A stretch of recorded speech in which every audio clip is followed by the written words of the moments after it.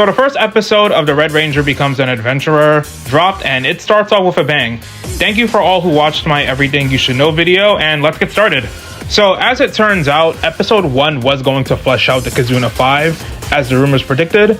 In the manga, the first page just shows the destruction of the Exterminator King's forces from his fortress and Red fighting him before the blast seemingly kills him. The anime used this expertly to show the dangers and threats the King's forces cause. We see people fleeing in terror, the mooks out in the street roaming around, while Ranger, Sentai, Kamen Rider, and Preacher usually tackle heavy themes.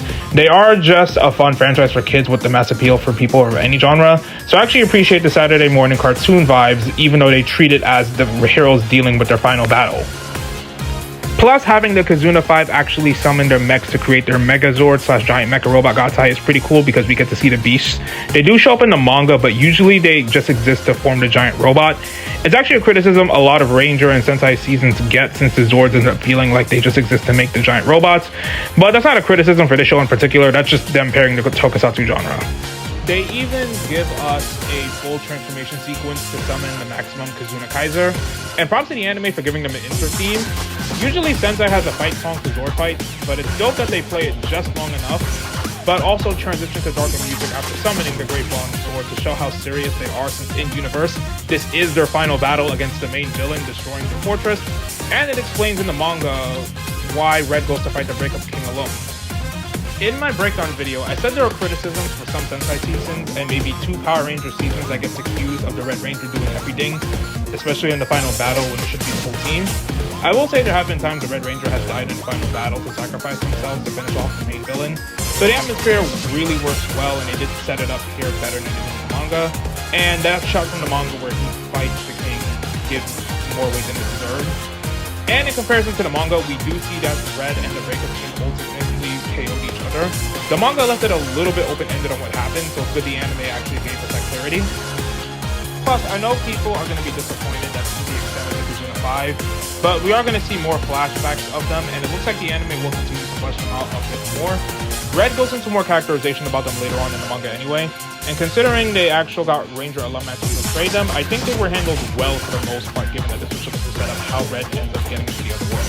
They do animate him falling, and it's a pretty good shot-for-shot of the manga as well, as they explain that's where he ended up. And then we see the 6-month transition. I know it's a trend for the theme song to not play in the first episode, but in the second. But I didn't go into detail about the openings and endings and the covers for the first video I did on this show. If you guys like a comment on this video and I do more reviews in the future, I'll talk about it in an episode soon. So we see a golem in the mansion attacking adventurers who the mage is titled testing, and the subs confirm his name is Yhidra. The Romanji had translated to Idora or Idola, so the chapter sub went with those, and the Japanese language has always been tricky, so Yihdra it is. She does look down on the adventurers for being B rank, and in the comments, tell me what you all think of her. I know there's this discourse about female characters not being flawed enough, but those who don't like when they're rude or mean, so I'm curious to see what your first impressions of her are. I forgot in the manga the golem had a response to the duel as she kicked him out, but a small change in the manga is that the test ended up causing the frame of her father to tilt, so she and Poseidon had to fix it back in place. It's nothing bad, heck, I argue it shows how much Yhidra cares about her father, showing she wouldn't even let a picture of him be purchased some way. But yeah, we get them talking about how our boy Red is the next candidate, crashing into the house, and Togo fights the golem. He fought him off-screen in the manga before he transformed, so it's good to show his athletic prowess before his transformation. So Red uses the bond plates. The word in Japanese is bansho, which is a combination of the words equipment and Kizuna. And since Kizuna means bonds, the translation to bond plate fits well. The attention to detail where he puts in the Kizuna brace and the announcement from the driver comes right out of Sentai. This might be confusing to some Power Ranger fans if you haven't seen all of the seasons, because not every season uses it. There are a few, I was going to look it up, but the ones that come to mind are the Dino Charge Morpher from Dino Charge. But we get the transformation, Yihdra reacts normally to the fact that there's an explosion, and even this is the naming scheme. He introduces himself, Yihdra lampshades why he's wearing red so much, introduces her butler, analyzes to talk to him and her about how the world has other outworlders in the past, with rumors a hero sealed away the demon Quatin was one of them. And we do see foreshadowing of something later in the manga, but I'm not going to spoil it unlike some people. I do love how the anime adds on these fourth wall breaks with him him actually getting flicked away in his bubble shot. I always appreciate those minor changes when it comes to adaptations like these. And she goes into detail about Mana Metal and to report is dangerous to the royal family, so he jumps out of the building. And I love how if you pause it, you can see the debris from the explosion he caused. And he ends up using the turbo hutter or engine, depending on the translation, and takes off to her surprise. It's funnier in the manga because her original plan is to use a wyvern since she has a tamer and reinforcement magic, but he transforms after hearing it'll take place in half a day. They probably cut that to save time, which I get, but it might be in episode 2, but it's a shame because Poseidon ends up feeding it the lunch he had planned in the manga. They get to the ruins of Wakenark after she gets flustered from the monsters they blasted through, and we see how they fight. Yihdra uses his celestial spike cloak to freeze them, while Red shows off all of his weapons. Looks like the translation for his weapons are accurate. It can either be the Cooperation or Handshake Caliber, the Marriage Beam Guns Lover Snipe, and the Proposal or Engagement Shot for the engagement first. I'm glad they're keeping the gag of his explosions even harming the items they leave or capture around. Togo ends up telling her about how he fought the exterminators, although they go back to calling them the relationship enders. There's spoilers for one of them, so I'm guessing the translators are considering the villains from Earth the exterminators and the generals of the king are the enders. I love the fact that their full name, Bansou Sentai Kazuna 5, isn't out of place in the Sentai. The chapter calls them the Power Rangers Kazuna 5, but since Super Sentai is the original material in Japan, Sentai translates to Squadron, and since saying Bon Sentai Bon 5 would be repetitive, I think it was a wise choice to just change it to adhesive. Togo also confirms about the adventures he went on in the months in between, and how it motivated him to help out others while searching for a way home. Both versions have a dragon, but in the anime we see him helping out with farming and repairs, while the manga implies he also fought child slavery traffickers.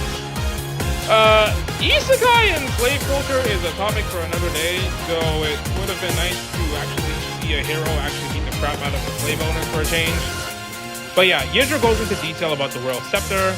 I'll condense it for you guys. They oversee all the magic studies to keep things safe and happy for the king's people, but her father lost the title, her family was expelled, and the new scepter reserves magic for only the rich, knights, and welfare. Basically, it's an FU to magic billionaires, so she wants to take the position. She thinks Togo will laugh, but he finds love in her dream, and I did say there was a strong chemistry between them in my breakdown. I didn't make that Wes and Jen and Hotaro and Rinne comparison without a reason. They're able to find more Mana Metal, but she gets attacked by the remaining dragons that kill other travelers searching through the ruins. So, to be honest, I don't really mind the CGI.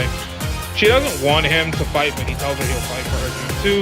And his transformation back explosions blow her away this time.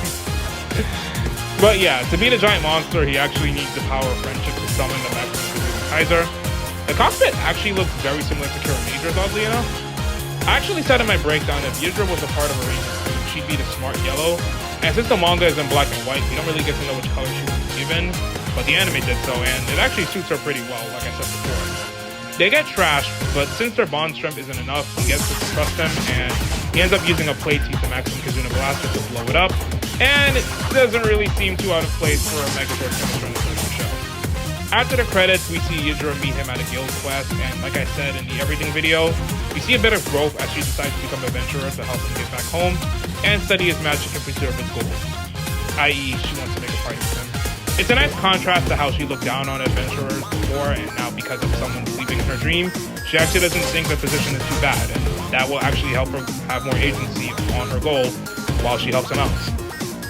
Plus, she's clearly falling for him since he accidentally tells her that they were probably destined to meet, leaving her a blessing mess. Togo and romance is all over the place, but I've always appreciated them, and honestly, we need more series where the main guy and girl actually fight villains and fall in love along the way, without the girl getting signed by Kamen Rider 5. I'm not going to spoil anything else, but if you feel like you've been wanting to see the dynamic, well, please abort the show so we get to season 2 because it looks like it might have 12 episodes instead of 13.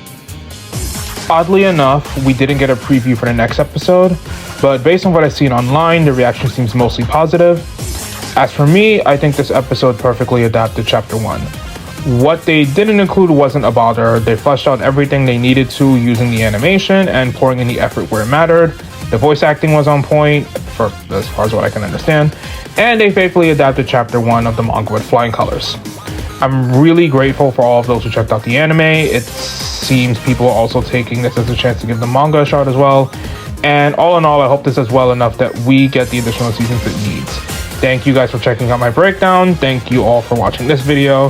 This has been BIP of Bizarre Interest Productions, and I'm signing off.